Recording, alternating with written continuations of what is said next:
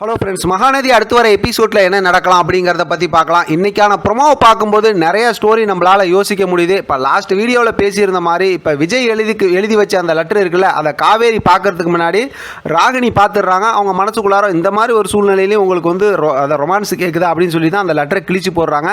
கிழிச்சு போட்டதுக்கப்புறம் என்ன பண்ணுவாங்க, காவேரி எந்திரிச்சு பார்த்து லெட்டர் இல்லை, அதே நேரத்தில் விஜயும் காணா வெண்ணிலாவும் காணா அப்படிங்கிறனால இங்கே எமோஷனல் பிரேக் ஆகி இவங்க வீட்டுக்கு போயிடுவாங்களா, இவங்க வீட்டில் இந்த பிரச்சனைலாம் தெரிஞ்சதுக்கப்புறம் அடுத்து பார்த்தா ஸ்டோரியே வேறு ஜானரில் கொண்டு போயிடுவாங்களா. இந்த ஒரு சந்தர்ப்பத்தை பயன்படுத்தி மென்டல் குரூப்லாம் இருக்காங்களா, அஜய் ராகினி, அதே நேரத்தில் பார்த்தோம்னா பசுபதி, இவங்கெல்லாம் வந்து காவேரியோட குடும்பத்தை ஏதாவது பழி வாங்குவாங்களா அப்படிங்கிற மாதிரிலாம் நிறைய யோசிக்க தோணுது. ஆனால் தாத்தா இந்த இடத்துல விட்டு கொடுக்க மாட்டார், தாத்தா என்ன பண்ணுவார் அப்படிங்கிற மாதிரியும் யோசிக்க தோணுது.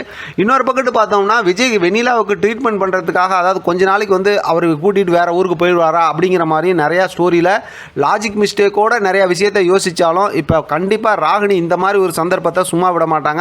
வேறு ஏதாவது ஒரு கேம் ப்ளே பண்ணுவாங்க. அப்படி கேம் ப்ளே பண்ணும்போது ஒருவேளை இந்த லெட்டரை கிழிச்சு போட்டுட்டு விஜய் சொல்லாத வார்த்தைகளை வச்சு எழுதி, அதாவது நான் எனக்கு வெண்ணிலா தான் ரொம்ப முக்கியம், நான் வெண்ணிலா கூட போகிறேன் அப்படிங்கிற மாதிரி ஏதாவது வார்த்தைகளை வச்சு எழுதி ஒரு லெட்டரை அந்த இடத்துல வச்சுட்டாங்கன்னா, நம்ம பொதுவாக எல்லா சீரியல்லையும் பார்க்குறதான சினிமாவில் சீரியல்லாம் பார்த்துருக்கோம்ல, அந்த மாதிரி ஒரு லெட்டரை வச்சுட்டாங்கன்னா அந்த விஷயத்தை கண்டிப்பாக காவேரி பார்த்தாங்கன்னா நம்புவாங்க. ஏன்னா ஏற்கனவே விஜய் அதான் சொல்லியிருக்காரு, எனக்கு வெண்ணிலா தான் ரொம்ப முக்கியம் அப்படிங்கிற மாதிரி சொன்னதுனால இப்போ காவேரி அதனால தான் இப்படிப்பட்ட ஒரு சுச்சுவேஷனில் கூட்டிகிட்டு வந்தாங்களுமே.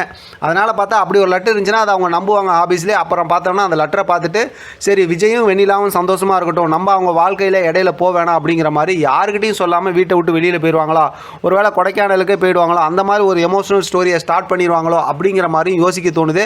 தப்பான முடிவு எடுக்கிறதுக்கு வாய்ப்பு இல்லை. ஆனால் பார்த்தோம்னா கண்டிப்பாக இவங்களை பிரிஞ்சு போயிடுவாங்க அப்படிங்கிற மாதிரி யோசித்தோம் அப்படின்னா அடுத்தடுத்து நிறைய இன்ட்ரெஸ்டிங்கான ஸ்டோரி இருக்குது. ஏன்னா இந்த மாதிரி ஒரு சந்தர்ப்பத்தை தானே மென்டல் குரூப் எல்லாம் எதிர்பார்த்துக்கிட்டு இருந்தாங்க. அப்படிப்பட்ட ஒரு சுச்சுவேஷன் வந்துருச்சுன்னா அதுக்கப்புறம் இங்கே வீட்டில் சொத்து பிரச்சனை, அப்புறம் விஜயை பழி வாங்குறது, ஒரு பக்கத்து காவேரியை பழி வாங்குறது அப்படிங்கிற மாதிரி. ஏன்னா விஜய் வந்து காவேரி இல்லைனாவே அப்படியே ரொம்ப எமோஷனல் பிரேக் ஆகிடுவார். அவர் அதுக்கப்புறம் மனுஷனாக பாவம் ரொம்ப கஷ்டப்பட்டு போயிடுவாருங்கும் போது அந்த சந்தர்ப்பத்தை கண்டிப்பாக இந்த மென்டல் குரூப்லாம் பயன்படுத்துவாங்க. அப்படி ஒரு ஸ்டோரி நான் யோசிக்கிறேன். பார்க்கலாம் என்ன நடக்குது, நீங்கள் என்ன யோசிக்கிறீங்க அப்படிங்கிறதையும் கமெண்ட் செக்ஷனில் சொல்லுங்கள். இதை பற்றின உங்களோட கருத்து கமெண்ட் பாக்ஸ் தெரியப்படுத்துங்க. தொடர்ந்து ஆதரவு கொடுங்க. தேங்க்யூ ஃப்ரெண்ட், தேங்க்ஸ் ஃபார் வாட்சிங்.